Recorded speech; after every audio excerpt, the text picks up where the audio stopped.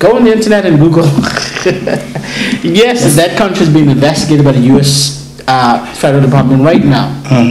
Well, Mr. Grant, we know that the corruption is out of control when it comes to this administration and these Turks and Caicos Islands. I think that every well-thinking Turks and Caicos Islander, and here in the Turks and Caicos and abroad, knows that corruption is certainly ramping in our current administration, and that's why we are in such a financial disarray at this point in history in our country.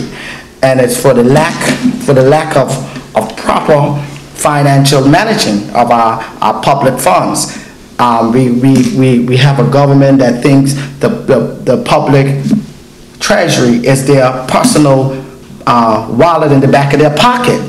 And so, but what is amazing is that over the last 3 years, we have seen hundreds of thousands of acres of our crown land have been sold off in this country, worth millions, hundreds of millions of dollars. Crown land gone. 3 years later, Finn, we shouldn't be talking about where we're going to find money to finance hospitals in the Turks and Caicos Islands when we have millions of dollars of the country crown land has been sold. The treasury ought to be overrunning with millions of dollars to finance anything in this little country. 2 comments that I'm going to make in those regards. Firstly, because of connection, various large developers have been given, well, they call it incentives to develop various breaks. Some don't have to pay the transfer fees or the taxes in regards to purchases of land, so the treasury don't get that money. But what we have been seeing, I mean, en masse, is the purchasing of the government giving crown land to islanders, which is not wrong, right? But this, I mean, large tracts of crown land, but these lands have been, they're given to the islanders. I mean, the ministers all share this because they were benefactors of this as well. Giving it to the islanders when without any development, the land is sold. They give it to the islanders, and what? A couple of weeks later, the islanders sell it to the developer. So there's all a pre-arranged agreement. So government's being cut out of the real cost of the land. And even nowadays, I've talked to someone in the registry. Prices, because of the great need for government to bring in money. When the government sell land, it starts selling at reduced prices to some individuals. Land has been going for far less than what it's worth. And these are large tracts of land worth millions and millions of dollars. So they really crunch for cash. We are in a crunch for cash. Well, it's obvious. Pretty soon we're not making any more land unless we're going to start doing like Dubai. I mean, in that case, pretty soon we're going to run out, and there's going to be no land to sell for them to put money back into the revenue. And I wonder what's going to happen then. Well, ladies and gentlemen, you're watching Let's Talk Politics. It's January the 4th, 2008. And my guest tonight is Mr. Finbar Brown, attorney at law and political giant here in the Turks and Caicos Islands.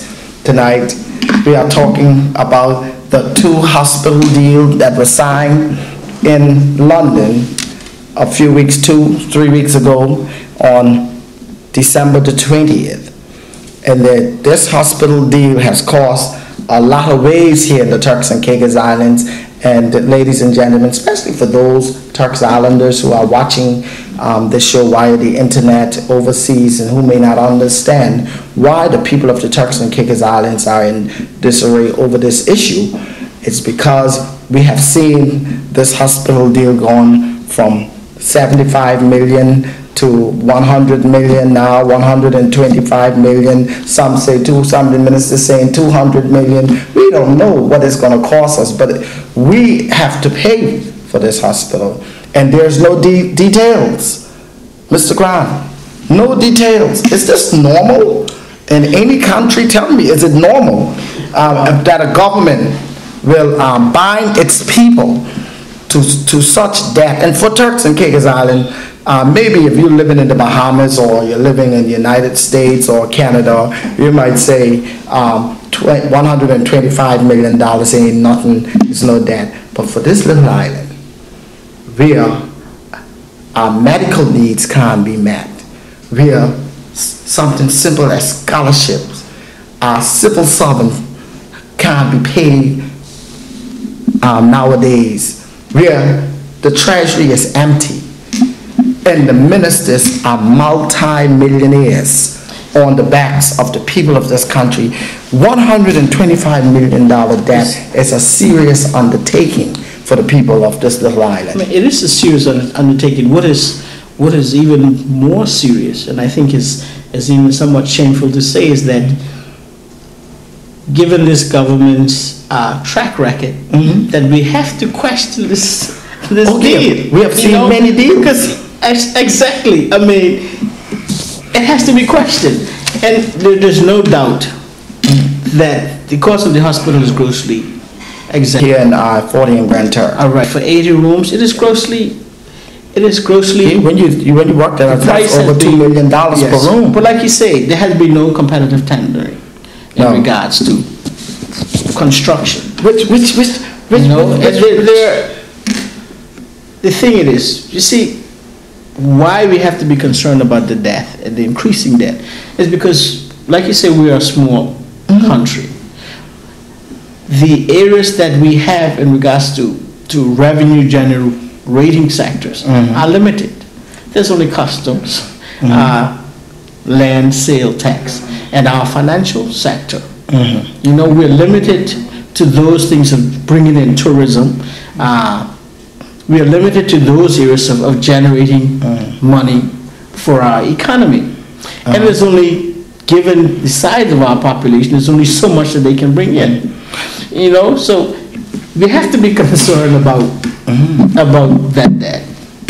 Well, I think what really concerns the people of the Turks and Caicos Islands is, you know, taxation, direct taxation is coming. They have no choice. The question is, they have no choice. Where and who you gonna tax? They have. I think that's the question that is lingering, Mr. Grant, in the minds of the people of the Turks and Caicos Islands.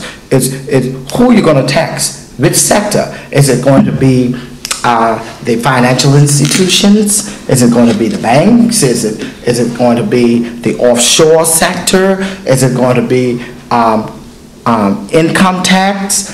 And you know we can't handle income tax because the minister has promised that there will be no income tax. But I wait to see how he avoids it. Well, the Minister of, Mr. Grant, the Minister of Finance has promised the Turks and Caicos Islands that we would have made $11 million a year from the lottery yet. So you can't, you cannot bet on the minister's word that he won't tax our resources, because the problem is the country is in serious debts.